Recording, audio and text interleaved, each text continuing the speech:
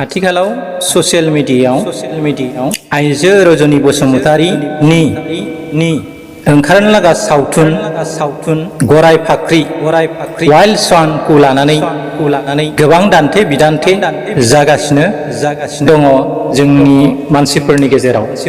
दा ससियेल मिडियायाव मोनसे हाइलाइट डिसकाशन टपिक होननानै बुङोब्ला आब' रजनीनि ओंखारनो लागा गराय फाख्रि सावथुनखौ लानानै आथिखालाव गोबां गोरों गोरा बर' सुबुं लोगोसेयावनो मानसिफ्राबो बावहाय कमेन्ट होगासिनो दङ। रियेलि गराय फाख्रि सोदोबा बबेनिफ्राय जोनोम जादों, बेहा मिथ आरो माइथलजिजों मा सोमोन्दो दं नामा? बेफोरखौ गोथौयै साननानै नायनायनि गोनांथि दं। गोबाङानो नंगौ खोथाखौ बुंदों, गोबाङानो नंखाय खोथाखौ बेस खालामनानै गरायजों रुजुनानै माखासे आइजोफोरखौ सुनसिनि मान्दावलि बायदिसिना ओंथिजोंसो बे गराय सोदोबखौ रुजुनायखौ नुनो मोनदों। नाथाय बे गराय फाख्रि सोदोबा नों आं सोरबा बानायनानै होलांनाय सोदोब नङा। बेयो गोदो गोदायनिफ्रायनो दोरोङारि भाबै सासेनि उनाव सासे बास्लायबोगासिनो दङ, जायखौ लानानै जोंनि बोराय बुरिफोरनि गेजेराव गावनि फिसौजोफोरखौ लानानै बेफोरबादि फाख्रि सोदोबखौ अननायजों बाहायबोनायखौ जों नुनो मोनदों। गासै बिथिङाव खायसे सोदोबफोरखौ गाज्रि नुयोब्लाबो बिनि ओंथिखौ खायसेया नेगेटिभ सेन्सआव लायो आरो खायसेया बेखौ खायसे सोदोबफ्रा पजिटिभब्लाबो बेखौ नेगेटिभ सेन्सआव बर'आव बुंनाय जायो। जेरैहाय जायासो जागोन लोङासो जागोन, थारमाने जायो लोङोसो, बेफोरबायदि ओंथियाव बाहायनाय खोनानाय जों नुनो मोनो। नाथाय स्पेसियेलि गराय फाख्रि सोदोबनि ओंथिखौ जोंनि आबै आबौमोना एबा चाइना हादोरनि माखासे खुगा सल'फ्राव जों वाइल्ड सननि सोमोन्दै मोनथिनो मोनो।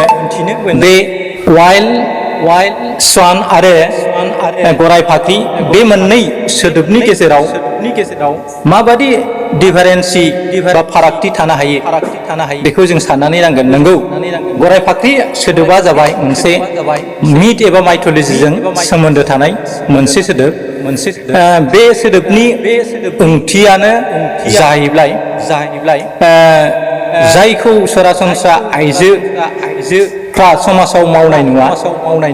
जेरैहाय बर'फ्राव हिनजावफ्रा मुसुरनो मोना, सिफुं सुनो मोना, सेरजा दामनो मोना, खामफ्लाय गंब्रै गंबा जाबनानै जनो मोना, दंफां गाखोनो मोना, हौवाफोर ओंखाम जायाबा जाग्रोनो मोना, बेबायदि गोबां फोथायनाय जोंनि गेजेराव नुनो मोनो।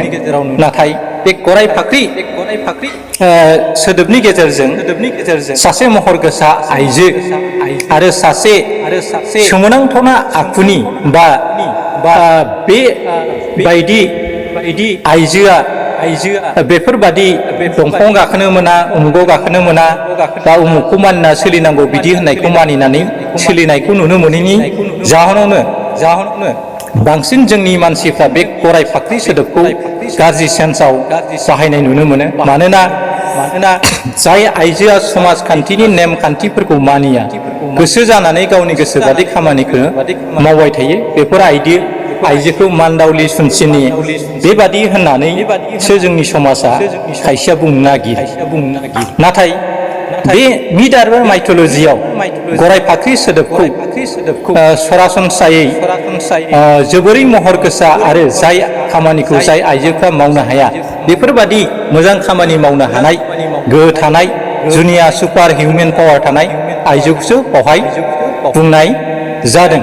दा खोथाया जाहैबाय बे बेसादखौ जोङो मोजां सेन्सआव बाहायोब्ला मोजां जायो आरो खायसे सोदोब सेन्सआव बाहायनानै इनडाइरेक्टलि मालाबा समाव बे सोदोबखौ जोङो पजिटिभ सेन्सआव लाबोनानै मोजां खामानियावबो बाहायनायखौ जों नुनो मोनो। दा खोथाया जाहैबाय बर'नि मुंदांखा आइजो लिरगिरि बिथां जयश्री बर'आ बेनि वेल एन्ड नाइस डिफिनेसनखौ ससियेल मिडियायाव होदों। गोबाङानो बिथांनि बुंनाय बा लिरनाय बा कमेन्ट बा गराय फाख्रिया माखौ बुङो बिनि डिफिनिसन होनायखौ मानिनानै लानो खोब गोब्राब नुनो मोनदों आरो खायसेया बुंदों दि आब' जयश्री बर'नि बैफोरबादि जाय बेफोरबादि सोदोबखौ जुदि मानियोब्ला मोनसे समाव गराय फाख्रि सोदोबा सोलायलांनो हागौ होननानै खायफाया बुंनो नाजादों। नाथाय जोङो गराय फाख्रि सोदोबखौ स्पेसियेलि आब' रजनी बसुमतारी दिहुनो नाजानाय सावथुन, जाय सावथुना आथिखालाव सुइटिंसो सोलिगासिनो दङ। नाथाय सावथुनखौ ओंखारैनि आगोलावनो रिलिज जायैनि आगोलावनो गोबां मानसिफ्रा बिनि कमेन्ट्सखौ होगासिनो दङ। नाथाय आथिखालाव जोङो रजनी बसुमतारीनि दिहुननाय फिल्म गराय फाख्रि सोदोबखौ लानानै काउन्टार जादोंब्लाबो जोङो रियेल बावहाय गराय फाख्रि सोदोबजों बिथां रजनी बसुमतारी दिहुननानै लानाय सावथुनजों ओंथिया गोरोबगोन ना मारगोन ना गोरोबमाराखै? दा बे हाग्रानि हांसो राजा थामहिनबा गराय फाख्रि बे मोननै सोदोबनि गेजेराव माखासे कुवालिटि गुनफ्रा गोरोबलायनाय दङ। मानोना गोरोबलायनाय दङ। मोननैयाबो बे जुनिया गोहो थानाय मोनसे सिम्बलिक सोदोब, जाय सिम्बलिक सोदोबखौ माबा मोनसे खोथाखौ रुजुनो थाखाय लानाय जादों। दा खोथाया जाहैबाय बे फिसा खोथाखौ लानानैनो जोंनि गेजेराव गोबां दान्थे बिदान्थे जालायबाय थानायनि गोनांथि गैया होननानै आं सानो। फारसेथिं बिथां रजनी बसुमतारी दिहुनो नालाय सावथुनखौ खायफाया मा चाइनानिफ्राय बिथाङा बे सावथुनखौ साया लादों नामा? बे सावथुनखौ बिथाङा चाइना हादोरनि सासे लिरगिरि जां सां होननाय जाय लिरगिरिया 1991 मायथाइयाव वाइल्ड स्वान मुंनि मोनसे बाय'ग्राफि जिउ खौरां फोसावदोंमोन। बावहायबो साथाम आइजोनि बिफावखौ जों नुनो मोनो।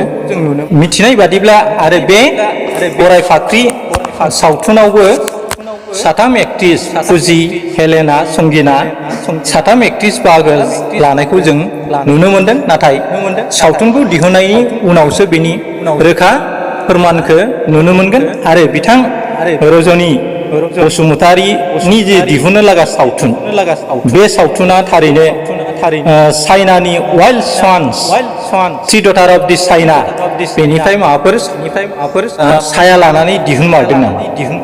दा बिनि आगराव आङो बे wild swans three डटार of the China is a family history that spans a century recounting the life of the three family generation in China by Chinese writer Zhang Shang. First published in 1991, Wild Swan contained the biography of her grandmother and her mother, then finally her own autobiography. Her grandmother had bound to field and was married off at a young age as the concubine of a high status warlord. Shang's mother rose in status as a member of the Communist Party. Shang took part in the Cultural Revolution as a member of the Red Guard, but eventually her father was tortured and she was sent to the countryside for thought reform.